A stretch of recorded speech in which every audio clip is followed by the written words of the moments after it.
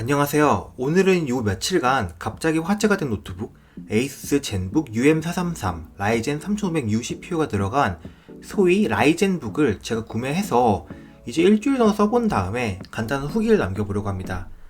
장단점부터 먼저 정리하고 시작할게요. 대표적 장점은 컴팩트한 디자인과 디스플레이, 전반적인 완성도를 꼽을 수 있겠고, 단점은 램 확장 불가, USB 포트를 통한 충전이나 디스플레이 출력이 안 된다는 점, 그리고 상대적으로 애매한 성능입니다. 에이수스의 게이밍이 아닌 노트북의 라인업은 크게 저가형의 비보북, 고급형의 젠북으로 나뉩니다.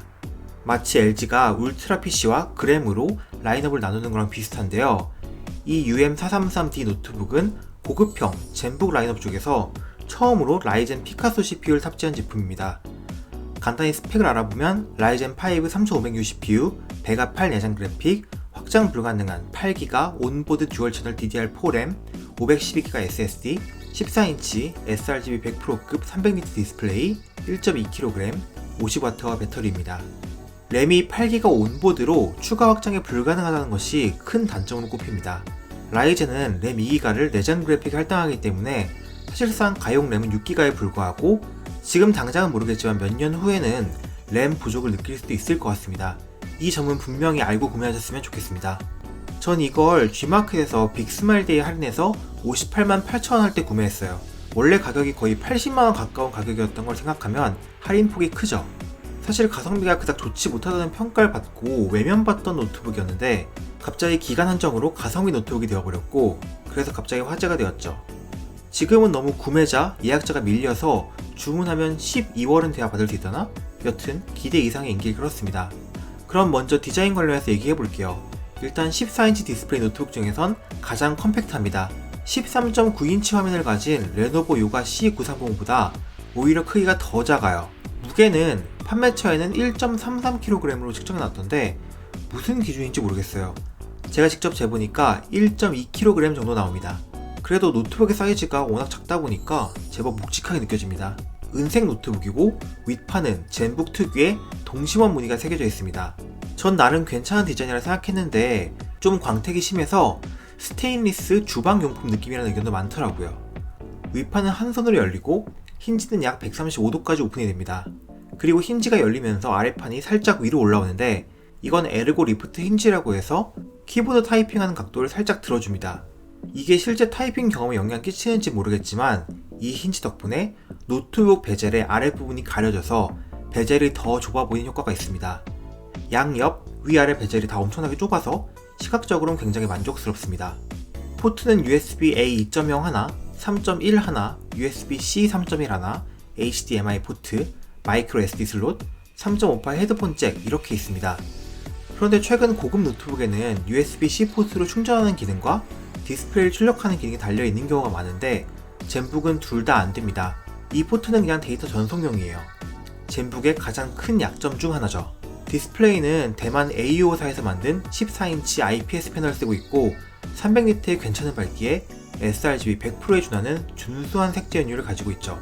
이 부분이 다른 라이젠 저가형 노트북과 구분되는 부분인데 거의 대부분의 라이젠 노트북이 250니트 밝기, 색재연율 60%대 보급형 디스플레이를 사용합니다. 결국 노트북 쓸 때 가장 많이 보는 부분이 디스플레이니까 디스플레이는 가능하면 좋은 걸 사용해야 한다고 생각합니다. 그리고 인텔 버전 젠북과는 다르게 논글레어 패널이에요. 글레어 패널과 논글레어 패널은 굉장히 호불호가 갈리는 부분이긴 한데 전 논글레어인 편이 눈도 편하고 제 얼굴도 안 비치고 훨씬 선호하는 편입니다. 스피커는 노트북 아래를 향하고 있는데 별로 마음에 안 드는 스피커 배치이긴 하지만 생각보다 소리는 좋습니다. 저가형 노트북이나 아주 얇은 노트북들은 스피커가 스마트폰보다도 못한 깡통 소리가 나는 경우가 많은데 이 노트북은 충분히 만족스럽게 균형 잡힌 소리를 들려줍니다. 최대 음량이 아주 큰 편 아니지만요.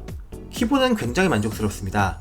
적당한 반발력, 쫀득쫀득한 키감을 가지고 있는 키보드입니다. 노트북 키보드에 어느 정도 익숙한 분이라면 불만을 가질 일은 없을 것 같습니다.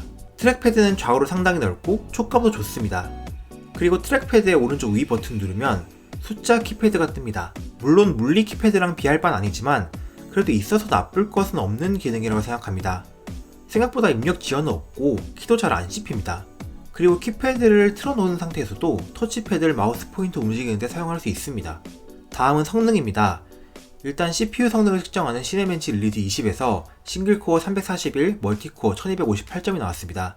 멀티코어 점수는 1200에서 1300점대를 왔다갔다 했고, 이 점수는 같은 3500U를 사용한 레노버 S540의 1300에서 1400점대에 비해서 떨어지는 점수였고, 인텔로 치면 i5 8250U 정도의 성능이었습니다. 전력 제한이 꽤 심하게 걸려있는 듯 했고, CPU가 13W 이상의 전력을 먹지 않았습니다. CPU 온도는 83도까지 올라갔습니다.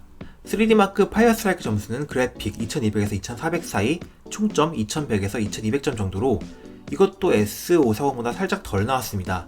파스 구동시 시스템 온도는 80도 정도까지 올라갔습니다. 게임은 롤 정도만 돌려봤는데 전부 중옵, 풀 HD 기준으로 평균 프레임 80프레임대, 1% 하위 프레임 50프레임대 정도로 중옵으로는 충분히 돌아가는 수준이었습니다. 온도는 대략 70도 정도 유지했습니다.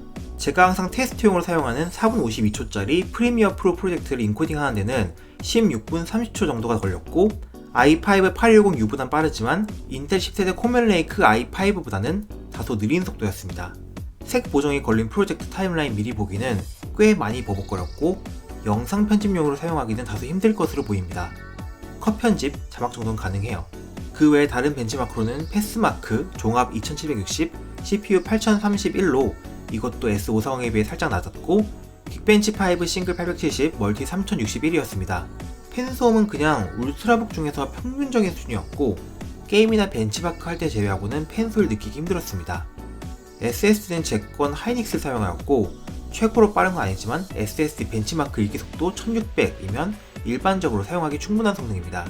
배터리 지속시간은 사실 정확히 아직 측정 못해봤는데, 문서 작업이나 동영상 재생 정도의 작업이라면 6-7시간 정도는 가는 것 같습니다. 이건 다시 정확히 측정되면 댓글이나 설명란에 추가하겠습니다.